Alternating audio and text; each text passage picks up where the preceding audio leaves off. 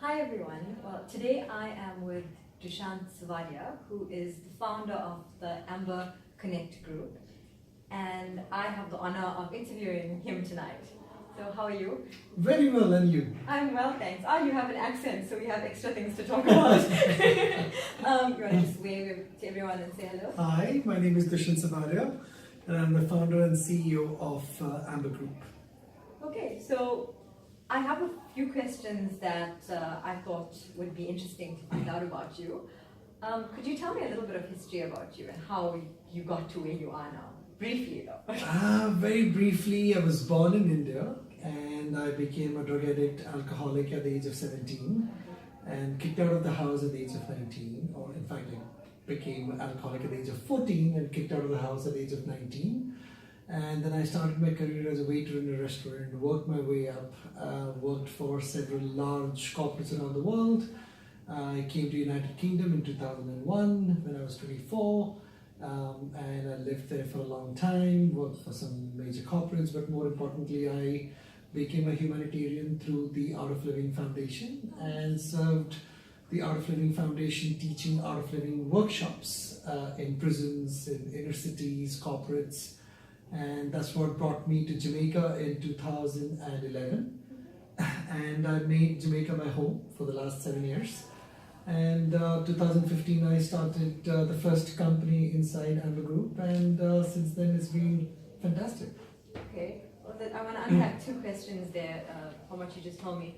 Amber Group, do you want to just briefly tell me about Amber Group? Yeah, Amber Group have nearly 6 subsidiary companies. One is Amber Connect, which is a flagship vehicle tracking, fleet management, insurance, telematics product. And amazing piece of software. We put a little hardware in your car, and people are used to in South Africa anyway what vehicle tracking does, but we are kind of a light year ahead of what is experienced in the industry so far. That got us a roaring success all across the world. We currently operate in over 23 countries in the world. From there came Korea Technologies, which is my software company. We host over 100 software developers in-house, which produce some amazing software for banks and large companies. Whatever they want, their needs would be there, that they couldn't find the right people to build it in the shortest space of time and with the best tech. That's what we do. Then we built Amber Fuels, which is a software again with a dedicated hardware and an app for consumers. So I wanted to change that fuel experience at gas stations. Imagine you drive into a gas station, it's full and you can't get in, or you get in and you fill and you have to wait and go inside and swipe the card and do all of those things. So I wanted to create a consumer experience where customers can simply drive in, fill gas and leave, and the car is charged. So I wanted to build something around giving consumers more experience, a better experience at gas stations, getting their own invoices, getting rewards for filling gas in a gas station. So Amber Fuels was next, and then we started Amber Aura, which is a smart buildings product that we built, making a 100-year-old building very intelligent in terms of management of the energy and so on of the entire building. Then I'm recently going into Amber Aviation, which is bringing microlight experiences to youngsters who want to train and become pilots, and for tourism experiences also. So yeah, I mean we've been rolling out quite a lot of stuff back to back. Wow. Okay, now going back to your story. Can you just tell me a little bit about when you hit rock bottom and you decided that you were going to change your life around? Because I mean, your story is amazing, and I'm sure somebody watching this right now would be able to relate on it if they at their lowest point. I think I hit my rock bottom 3 times in my life. Rock bottom number 1, when I was 19, I was born in a very wealthy family, great comforts, cars, money, and when I was thrown out of the house and I was in Delhi, in India, I had absolutely no money. I had to go restaurant to restaurant to find out who will give me a waiter's job and give me food to eat. Okay. That was my first rock bottom I had to hit. The second rock bottom was when I divorced in 2011. Again, I had a choice to leave everything or ask for half, as you would normally do, but I chose to leave everything and give my ex-wife everything that we both worked for, but I could imagine the sensitivity of it, that she would be more afraid coming out of a relationship about her security and convenience for the rest of her life. So I just decided, okay, you keep everything, I'll walk out with a suitcase. So that was my second time, and I was like back to square one, just with a suitcase with clothes and nothing else, no money at all. And of course, I was an art of living volunteer at the time, so I started moving around, teaching courses of the art of living. So the foundation took care of me in terms of paying me enough stipend to live. And then 2015 early was my third and the final rock bottom. Of course, I'm a humanitarian, so what we used to do is all the money that we collected through the art of living workshops we taught in Jamaica, all of that was spent back for various social projects. And obviously a charitable institution cannot run without funding. And the requirement of funding was way more than what we could earn. And obviously we hit another rock bottom again. And that is when I decided, okay, enough is enough. Let me build some companies which can actually donate a significant proportion of its profits back to the charitable work that I'm so passionate about. And that was the birth of the first company of Amber Group. Oh, wow. Well, from judging what you say, you're obviously a brilliant person that can make things happen. But when was your first big break? I'm not talking about the waiter jobs, but when was your first big break? I would say my first big break was art of living, not as a job, but to turn around as a human being. Okay. One workshop of 3 days, learning how to breathe properly, the breathing exercises, the meditation, the yoga, and understanding my own self, understanding my emotions, understanding how to handle negative emotions and conflicts around me. I think that was the turning point of my life. That is what changed my mind, to really see through people, see through situations, see through myself.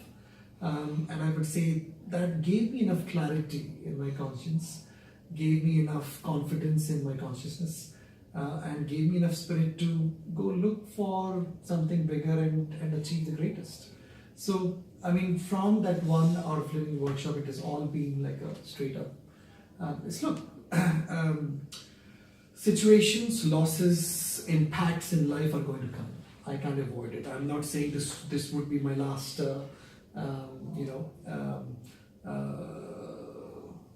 milestone that is.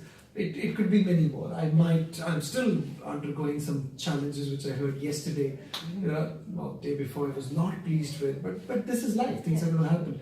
Things are going to happen. The ability of yours to handle all the situations with a smile and rise above them and know that there is something greater around us which always takes care of us, and believing in that and just moving along and just seeing the whole life as a movie. Something is passing through in front of your screen. You don't get stuck in that. You just keep moving, knowing that every frame in the movie keeps changing. Right? So life is like that, and that's what I believe. Your biggest accomplishment to date? The ability to smile, no matter what. Okay, and you said that you left home. How did that pan out, like with your family? Are you in contact? Yes, of course. Okay. When I took the Art of Living workshop 3-4 years later, I did get in touch with them. And in fact, my dad takes greatest of pride in throwing me out now. Okay. And I take greatest of pride in my dad to have thrown me out too. What is your biggest strength or your personal strength? If you had to describe your biggest strength to somebody, what would that be? I think my biggest strength is to motivate. My biggest strength is not to motivate really, but to be a role model. Absolutely. And then following from that story, you took the words right out of my mouth, but being an inspiration, have you met anybody who you inspire that you are incredibly proud of? I think I'm sure there will be people who can talk about that. I have to stay modest and not say it. So. But you can say it now because this is about you. I'm sure there are lots and lots of people. I've touched lives of more than 300,000 people. Okay. Teaching the Art of Living workshops, teaching them value of life and giving them the right frame of mind to grow in life and be successful. So yes, I mean, I've been an inspiration. I've been a public speaker for almost 15 years, 18 years, and obviously I think with Amber Group now, I'm sure my contributions are only going to increase. Okay, and then you sound like you're very well traveled. So, which was the most beautiful city and why that you visited? I don't know. I think to me, every city is home. I come to Durban. I so love this place. I go to Jamaica. I love that place. I'm in India. I'm in Russia. I'm in Canada, US. I think somehow I connect with every city. Somehow I connect with every country. I feel I'm part of it already. So I don't have that thing of, oh my God, I'm in a new city. Yeah. I think the world seems a very familiar place to me. And where's your base? Jamaica. Jamaica. Okay. All right. My home is Jamaica. Oh, Very wow. proudly. And what's the most interesting thing about Jamaica? Yeah, man. Okay, and then also going back to having an addictive personality type. This is going to round up now, but if somebody's watching this right now, I'm sure. I mean, I personally in my life, I hit rock bottom. I conquered depression. It's not something that I've kept quiet about, and I realized that the moment I started talking about it, that's when I started to heal. So somebody who is not doing very well now and who is at that bottom stage of that addictive personality, what advice would you be able to give them? I would say go take the Art of Living workshop. It really helps no matter what, whether you're suffering from unemployment, whether you're suffering some addictions, whether you're suffering some traumas, whether you're suffering some bad relationships, whatever it is, meditation has a huge impact on your mind. It has such a beautiful way to put together and reconstruct your ability to deal with life. And I would also say that, in life, always look back with gratitude. Absolutely. We may look at the past as ups and downs, but the past has only made us better than what we were before. Absolutely. So whatever has happened, look back with gratitude that all that happened for a right reason. It made you into the being you are now. Then look up with confidence. There is so much ahead of us, and look forward with hope that things are going to come. If we say that good times don't stay along, then bad times also don't stay for long. It's only your determination to say, yes, I'm going to stand up, I'm going to smile, and I'm going to work through the situation come what may. And that is what sails us across. Wow, well, I didn't expect this conversation to be as powerful as it was, but it was amazing talking to you. But whatever you just said also just reiterates something that I teach my children, that, we've got two hands, and in this lifetime you put them together and you give. Sure. And I've only met you for a few minutes now, and it's been extremely powerful and inspirational. So continue doing what you're doing. Thank you. And I hope to be in contact soon. Absolutely. Thank you so much. And good luck everyone there. Bye, guys.